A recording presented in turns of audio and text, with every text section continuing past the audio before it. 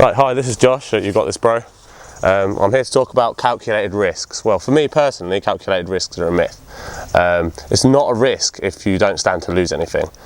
So basically, if you've already achieved everything you need to achieve and it's only the next step you need to go to, I'll give you an example of this in a minute. If it's only just the next step on the stairs, then it's not a risk because you've done all those other steps and you're just taking another step forward. It's basically like learning how to walk as a child. You've already learnt to crawl, but if you don't learn to walk, you're not risking anything by trying to learn to walk.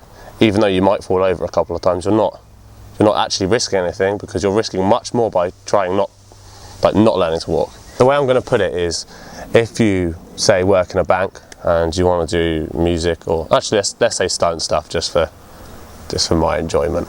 If you're in a bank and you want to do stunt stuff, and you're 100% in that bank, so everything you do is involved in that bank, and your stunt stuff is at 0, you've done absolutely nothing there. So you shouldn't just go 100, right, not doing that anymore, bang, straight to 100% of everything you do into this one. It should be 10% at a time, so 90, 10, 80, 20, yeah, so build up into it. Just think a bit about walking up steps or walking down steps. You want to walk down the steps from the bank and walk up the steps to the stunt career, okay? So don't put all your eggs in one basket straight away.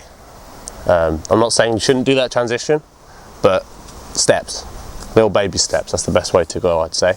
I'll do a personal example now. I've been going to the gym lifting weights, and I've been trying to get my 200 kilogram deadlift, and I've lifted 195, I've lifted 190, I'm building up every week, and it's getting to the point where, yeah, the 200 day is coming, despite the fact that that's a relatively large weight, and so people have spine injuries from lifting big weights like that all the time. It is still a possibility, but it's not really a risk. It's just the next step in my progression. So you get there, you know your form's good because you've lifted all the weights before, and you just pick it up and it's done. And to anyone else that might seem insane if they're just there for that particular session, but actually you've done that 100 million times. So yeah, it's not a risk.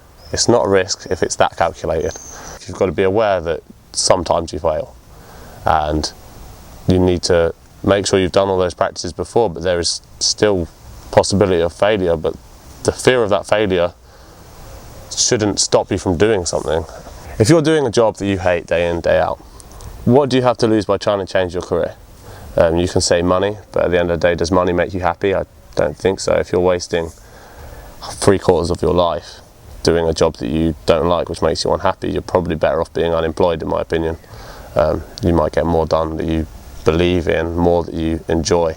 And to be honest, I measure life in happiness, not in wealth or accumulations of property. And I feel that everyone should do the same. And I think anyone with a lot of money would agree that money doesn't make you happy. It's the experiences of your life. So if you're thinking about becoming a professional singer, I wouldn't say jump straight into something though, because you want to become a professional singer, but if you don't sing, then you shouldn't do that. Like, you need to have tracks ready. You need to prepare yourself while you're in your comfortable income. So if you want to change, say if you've been doing lots of singing, you've toured with Jay-Z. Like, if you've toured with Jay-Z, then fuck everything else you're going to do at the end of the day. Like, if that's what you want to do, it's going to make you happy, just drop everything else. I mean, you're probably not overly old, and even if you are, well, then it's your last chance, you might as well do it. But if you're young and it goes wrong, you have got your whole life. There's a lot of people that don't go to uni or don't change their career very late in life, and you've got many possibilities to do that. So again, the fear of failure shouldn't stop you from trying to achieve what you want to achieve. I'm going to leave you on that note. I've only briefly gone over a few bits, but hopefully I've got my main points across, so I'll go through them again very quickly with you. The fear of failure should be less than the fear of wanting to succeed. So you don't want to say, if you want to succeed, that should be higher than any fear you've got of trying to make the move. Okay, so that's one. Steps, baby steps. Don't just jump straight into a really big thing. Like, don't go to the gym and expect to lift like 200 kilos on your first lift. It's really dumb. Build it up, find out what you're working at, then build on. Same with everything in life. If you are singing well, but your pitch is a bit wrong, then you work on your pitch. Once your pitch is good, then you can move on from there to trying to get record deals. Maybe not jump straight into it when you're not a finished product. So yeah, I'm gonna leave you at that. Also, try and have a think about things that you need to change in your lives, things that you need to take little risks with, or things that I wouldn't even call risks. Think about what steps you need to take, the next step in your life. Think about what you need to do, and just do it. Like, that's it, really. Okay, this has been Josh. You got this, bro. Remember to like the YouTube, subscribe to the YouTube, and like the Facebook page. And I will be back with you shortly with hopefully some more inspirational chats.